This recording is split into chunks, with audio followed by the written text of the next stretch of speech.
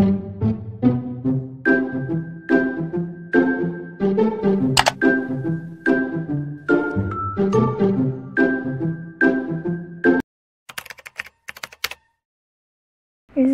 عاملين ايه؟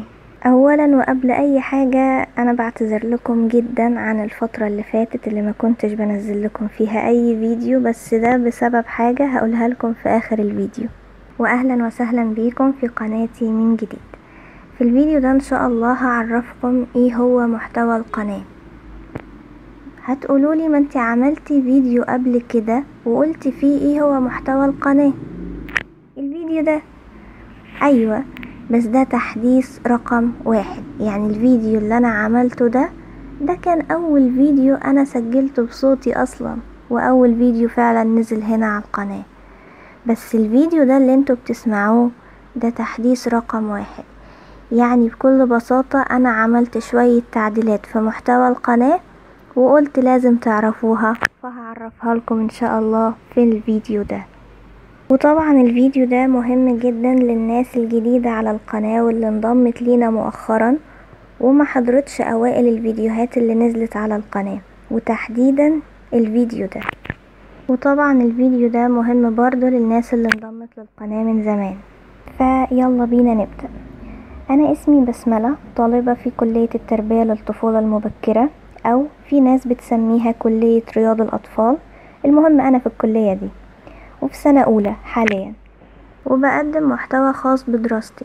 يعني بعرفكم معلومات عن الاطفال وازاي نتعامل معاهم وحاجات تانية كتير. فعملت لكم مثلا الفيديو ده بعرفكم فيه ايه الفرق بين الحضانة والروضة، عشان معظم الناس بتقول على اطفالها او الاطفال اللي بيروحوا KG 1 او KG 2 ان هم بيروحوا حضانة او هم في الحضانة، وطبعا ده غلط تماما.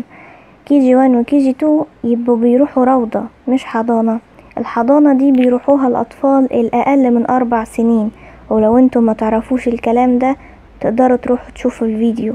لكن الفيديو ده فأنا بعرفكم فيه ايه اللي المفروض الأطفال يشوفوه، علشان ناس كتير بتخلي أطفالها تشوف معاها المسلسلات بتاعتها اللي هي متابعاها والأفلام، وكمان بيسمعوهم الأغاني المنتشرة الايام دي اللي انتوا طبعا عارفين كلماتها بتكون ايه ومش مناسبة خالص للاطفال. ففي الفيديو ده بعرفكم ايه المحتوى اللي المفروض يشوفوه الاطفال، كرتون، افلام، مسلسلات، وكمان اغاني بس للاطفال. فلو انتوا ما تعرفوش الكلام ده تقدروا برضو تروحوا تشوفوا الفيديو ده. لكن الفيديو ده فأنا بعرفكم فيه ايه هي أساليب التربية الصحيحة. دي سلسلة فيديوهات جديدة الحمد لله، ده أول فيديو فيها. بعرفكم في الفيديو ده ازاي نعاقب الأطفال بس بالطريقة الصحيحة طبعا، عشان في ناس كتير فاهمة انه أول ما الطفل يعمل حاجة غلط أروح ضرباه. ده غلط تماما، كل الكلام ده غلط تماما. هو طبعا للعقاب مراحل، ومش من اول مرة الطفل يغلط فيها اضربه، لا. اصلا العقاب البدني مش معناه اني اضرب الطفل، امال معناه ايه؟ تقدروا تروحوا تشوفوا الفيديو كامل وتفهموا كل حاجة بسهولة شديدة.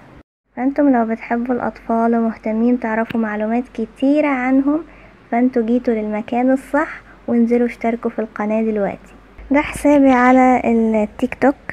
انا في التيك توك بنزل فيديوهات، يا اما فيديوهات انا بكون عاملاها او فيديو بيعجبني مفيد بحب ان انا افرجه لكم، يعني اخليكم تشوفوه، فبنزله هناك. يعني فتنسوش انكم تتابعوني.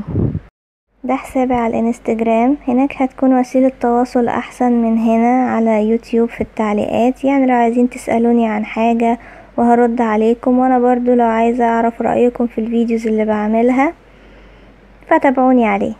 طبعا الناس اللي عايزة تعرف ومستنية اخر الفيديو عشان تعرف سبب عدم تنزيل الفيديوهات الفترة اللي فاتت واللي للأسف هتستمر كمان للفترة اللي جاية، هي الكلية، هي السبب دي.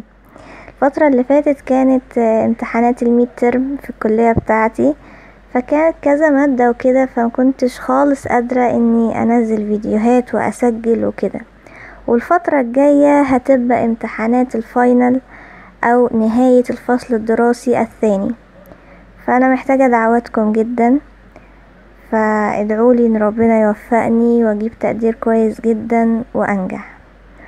هو ان شاء الله اول ما هخلص اخر يوم امتحانات ان شاء الله هعرفكم ان انا خلصت، وان شاء الله هبدأ من وقتها ان انا اسجل لكم فيديوهات وانزلها يعني.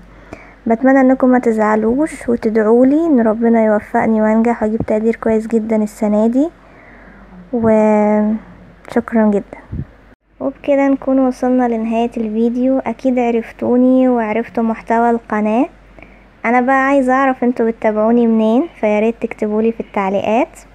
انا من مصر. في الاخر ما تنسوش تشتركوا في القناة وتفعلوا زر التنبيهات، وتتابعوني على الانستجرام والتيك توك. هسيب لكم الروابط في اول تعليق. اشوفكم على خير ان شاء الله قريب. مع السلامة.